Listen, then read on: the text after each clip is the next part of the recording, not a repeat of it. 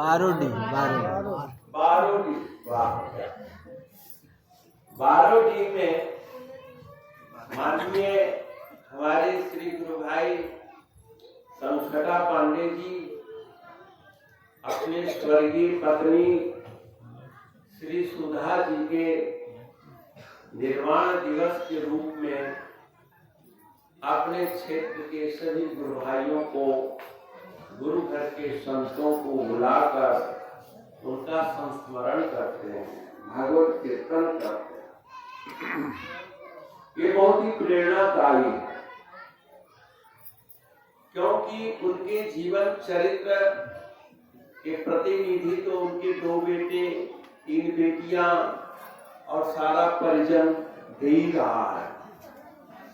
इनकी सौम्यता, इनकी सद्व्यवहार्यता और पिताजी के प्रति श्रद्धा, आगंतुकों के प्रति सम्मान की भावना, ये देखकर सुनकर मेरा मन बड़ा गदगद है।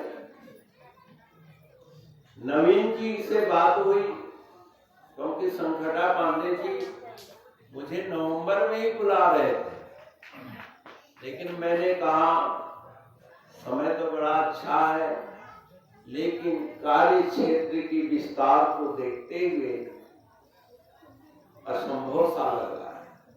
तब फिर होली के दूसरे दिन आज का दिन निश्चित हुआ।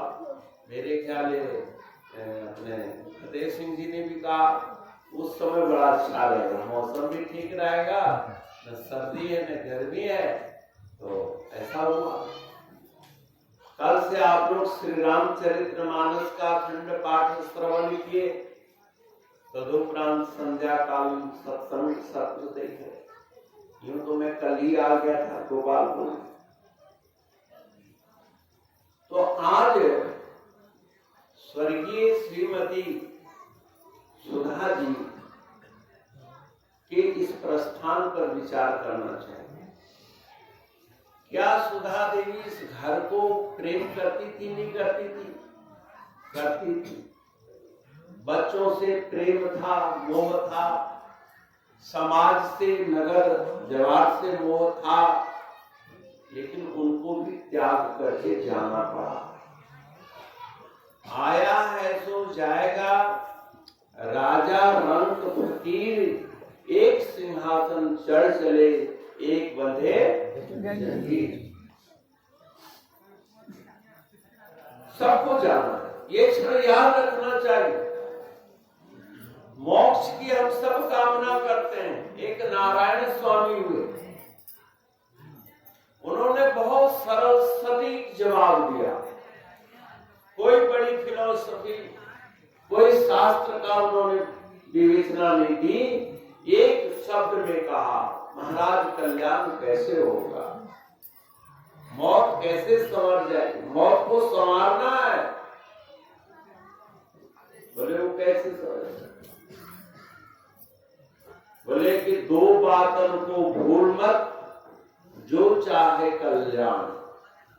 ऐ लोगों, ऐ मनुष्यों, आप मेरी सिर्फ 2 बात को याद रखना।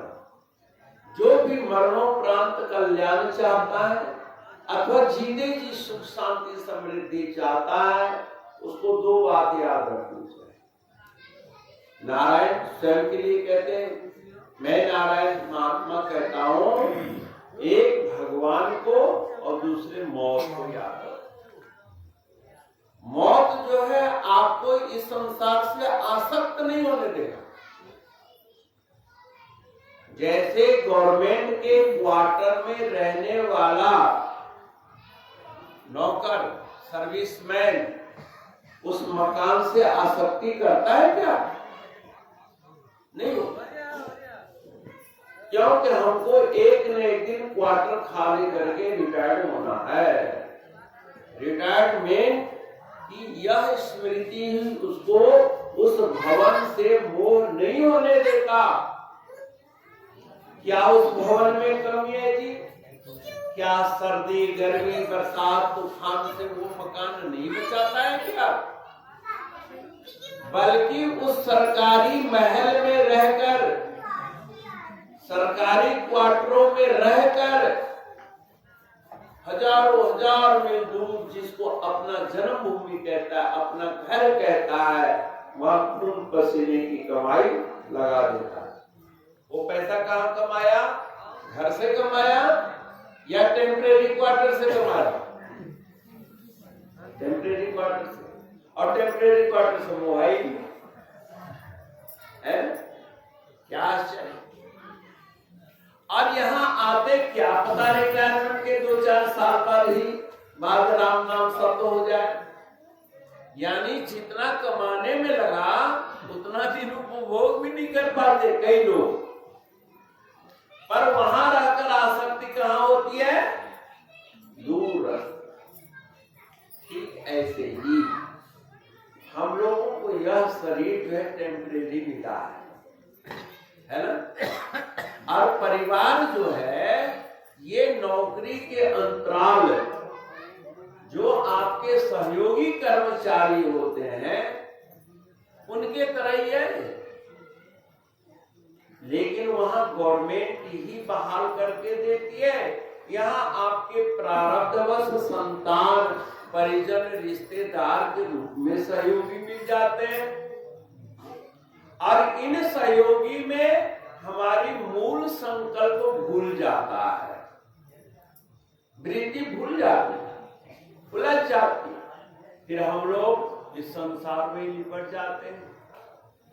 भगवान श्री राम ने विभीषण को अध्यात्म उपदेश में क्या कहा? जननी जनक बंधु सुतदारा तन धन भवन सुहृद परिवारा। मनुष्य के बंधन के पॉइंट है, याद करना चाहिए कि हमारी मनोदशा कहां पर अटक गई। भगवान श्री राम ने स्वयं कहा है, क्या कहा? जननी माता, जनक पिता, बंधु भाई, बंधु सखा दोस्त, जननी के बंधु सुत, सुत माने बेटा, दारा माने पत्नी,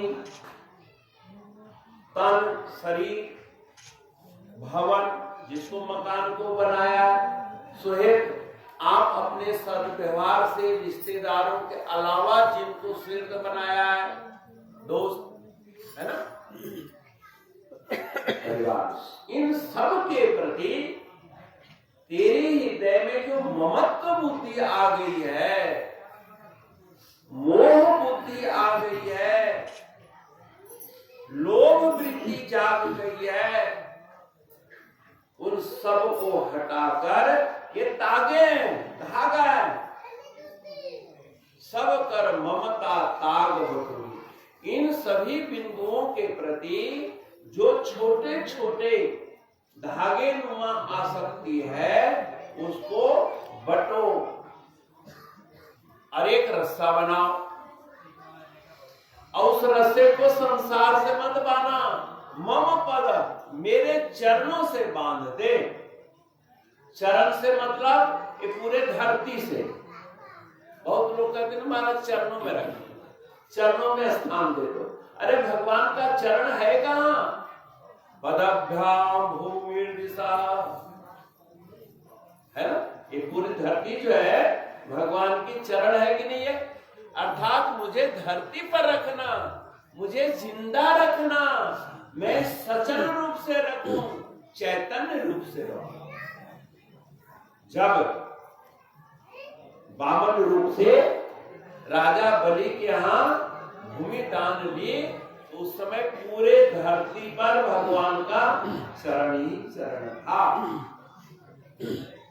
भगवान विष्णु ने देखा ये तो 2 पग ही जमीन दे पाया है, अगर इससे मैं खड़ा हूं दान मांगू तो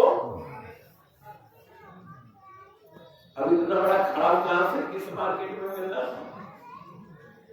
मिलता? शुक्र है भगवान ने चप्पल नहीं मांगी।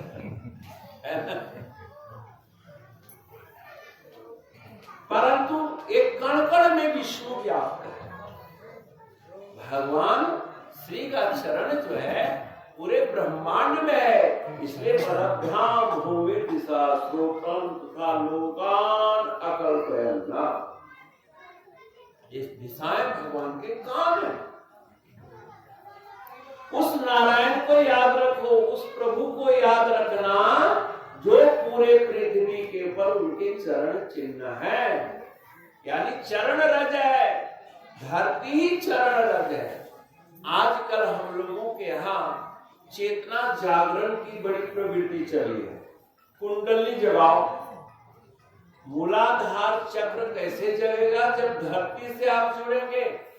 नंगे पांव धरती पर घूमो, नंगे धरती पर रहो, मिट्टी को शरीर में लोट-पोट करो, लपेटो, आपकी कुंडली बैलेंस रहेगी, जागृत रहेगी। मूलाधार चक्र है, विषयांतर हो जाएगा। भगवान के चरणों में हमारा वास हो, अर्थात धरती पर हमारा जीवन यापन हो। अब ये जो परिवार है, जैसे आजकल के गवर्नमेंट जो सर्वेंट हैं, जो सहयोगी कर्मचारी हैं, वो अपने अपने कर्तव्य का पालन नहीं कर रहे हैं। मैं एक दफा जिला दफ्तर गया, वहां हमारे डीटीओ भक्त थे, डिस्ट्रिक्ट ट्रेजरी अफसर, बहुत बड़ा दफ्तर। खैर अपने कमरे में बैठे बातचीत हुई, हमने कहा आपका दफ्तर का काम ठीक ठाक चल रहा है? बोले क्या करें स्वामी जी, सहयोगी तो बहुत हैं, लेकिन 2 बजे के बाद हम इसे कुछ कह नहीं सकते। दफ्तर में ही सब गड़बड़ सड़बड़ करते हैं, खाना पीना सब, लंच में ये मस्त हो जाते। और इतना बड़ा दफ्तर 5-7 आदमी से मैं चला रहा हूं स्वामी जी। तो हमने कहा आप तो बड़े साहब है, सुनता हूं आपके कलम में बड़ी ताकत होती है।